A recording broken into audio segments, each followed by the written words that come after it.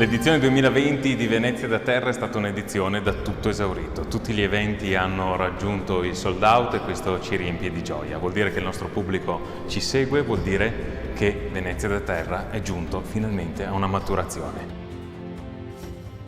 Qui a Noventa Vicentina, in questo Duomo, custodiamo un importante tesoro che è una pala. Con questo omaggio al Tiepolo iniziamo un percorso che ci vede sempre più attenti a riscoprire i tesori del nostro territorio, sia per i nostri concittadini, sia per chi vuole entrare a far parte di questa nostra comunità, diciamo, del Basso Vicentino, che vuole aprirsi anche a un pubblico sempre più ampio di visitatori attenti al nostro territorio.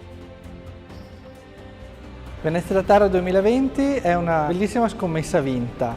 Abbiamo dimostrato che si può e si deve ripartire dalla cultura. La cultura intesa come la parte più bella di noi.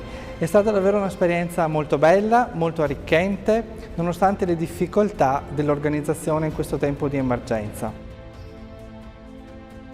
L'appuntamento previsto per Orgiano per la sesta edizione di Venezia da Terra è stato un successo e il tempo è stato dalla nostra parte, pertanto la passeggiata che avevamo programmato è andata a buon fine. Un ringraziamento ovviamente va ai proprietari della villa che sempre con molta disponibilità e gentilezza hanno reso possibile l'ultima tappa di questa passeggiata su questo parco molto interessante e molto storico appunto della Villa Fracanzan Piovene.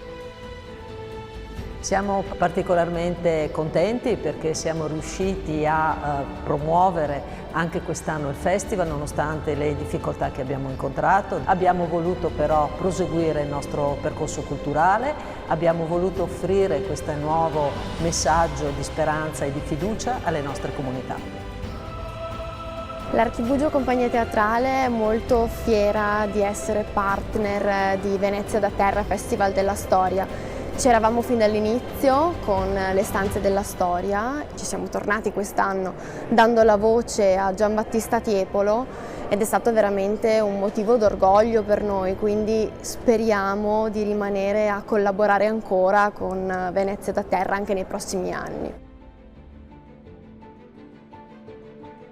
Abbiamo concentrato la nostra attenzione sul paesaggio, sul patrimonio storico da valorizzare e tutelare perché pensiamo sia una risposta molto positiva in un periodo che invece è stato particolarmente grave per tutti noi.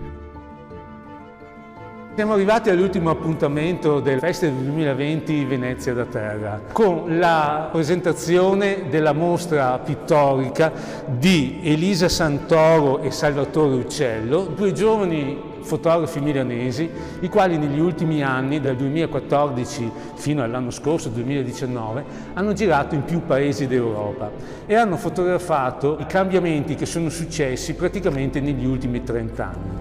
Da dove? Partendo dalla caduta del muro di Berlino. Questa mostra rimarrà aperta per tutto il mese di ottobre qui in Villa Pojana. Grazie e buona visita. Ringrazio tutte le amministrazioni che fanno parte di Venezia da Terra, quindi Orgiano, Pojana, Noventa Vicentina, l'Università di Padova con i suoi 2 dipartimenti che partecipano al nostro progetto, tutti gli sponsor che ci hanno sostenuto in modo convinto anche quest'anno. E infine vorrei ringraziare chi ha curato la comunicazione di Venezia da Terra, quindi Raffineria Creativa, che ci ha supportato in tutte queste fasi, dalla ideazione del festival fino alla diffusione degli eventi che avevamo in programma.